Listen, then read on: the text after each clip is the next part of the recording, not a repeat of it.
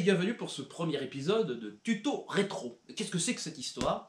Eh bien, j'ai eu l'idée, en fait, pour ceux que ça intéresserait, de donner les bases pour apprendre à boxer un peu à l'ancienne, que ce soit en boxe anglaise ou en boxe française, pour sortir un peu des cadres, un peu varier les plaisirs. Alors bien sûr, ce genre de choses se fait souvent à deux, c'est-à-dire que si vous pouvez boxer ou que vous avez l'occasion d'avoir une personne qui vient régulièrement avec vous pour s'entraîner, vous pouvez lui proposer cette idée, on va essayer de boxer un peu à l'ancienne, en changeant un peu les codes. Bon, il faut l'avertir un peu avant, sinon ça risque de surprendre. Quoique ça peut être drôle aussi.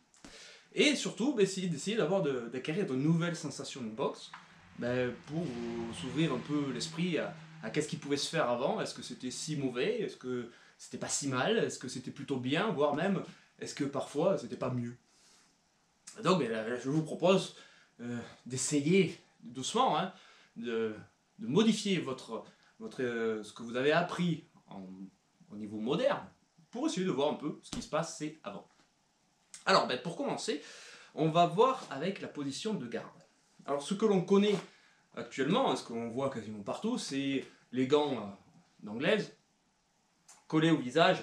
On peut être comme ceci, ou avec les deux gants bien devant la bouche, ici, là.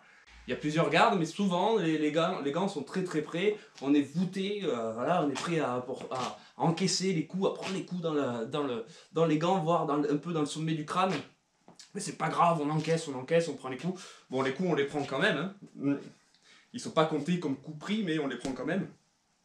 Alors qu'à l'époque, prendre les coups quand on a les bras comme ceci, le coup était compté bon, parce qu'il n'y avait pas de parade.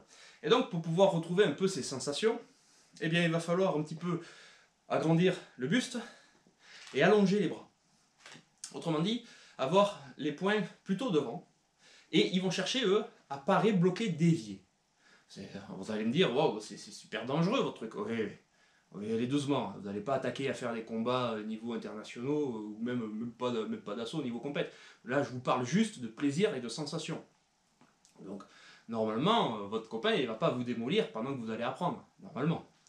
Donc, ce que vous allez faire, au niveau de vos poings, vous allez les maintenir la tête assez haute, pour voir et entendre.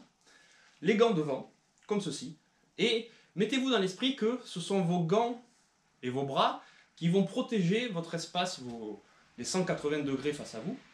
Et si vraiment il y a un problème, vous pourrez utiliser l'esquive du buste. L'esquive du buste. On pourra la faire bien, sans se faire mal, quand il y aura une posture des jambes qui correspondra à cette technique.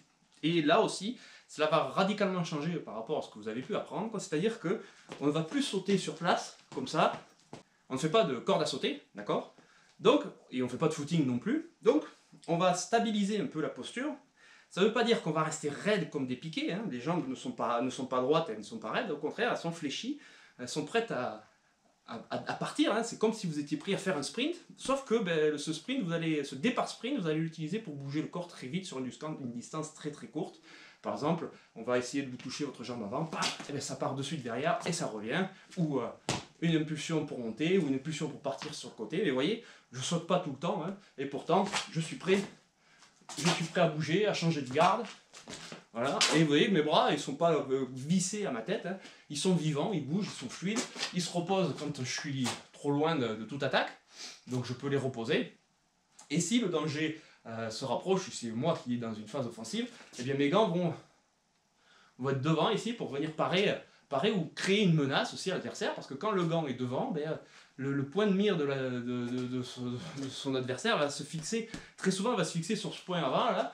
On va s'amuser un peu derrière, et en fait, ça va être autre chose qui va partir derrière.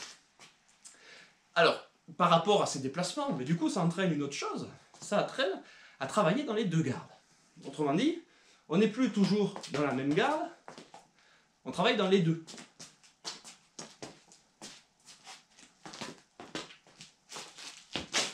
Vous voyez? Alors ça aussi, ça s'apprend. C'est pas en une fois que vous y arriverez, effectivement.